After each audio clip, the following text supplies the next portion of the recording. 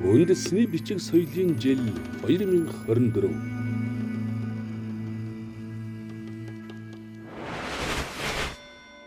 Эрдэнэ хаадын үндэслэлсэн төр ёсны зохиолыг товчлон хураасан алтан товч хэмээх орон шив.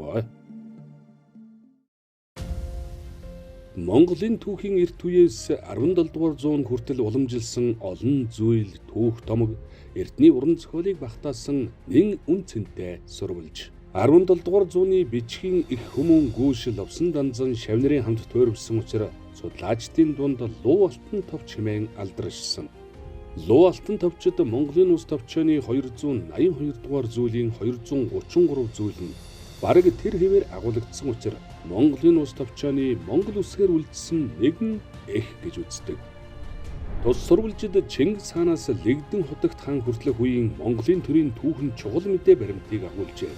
Эх сурвалж хан Хэнтийн уулын аймгийн Баян Түмэн хошууны Ёншөбү хотын Дамдан тайж хэмээх хүнд хадгалагдж байсныг Судар бичгийн хүрээлэнгийн анхны дарга Жамянгун 1926 онд олж авч иржээ.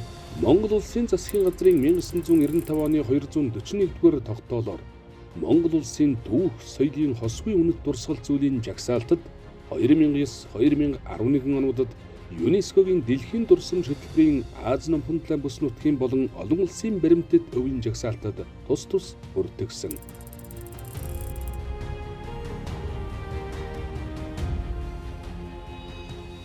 Эрдэнэ хаадын үндэслэлсэн төр ёсны зохиолыг товчлон хураасан алтан товч хэмээх орон шив.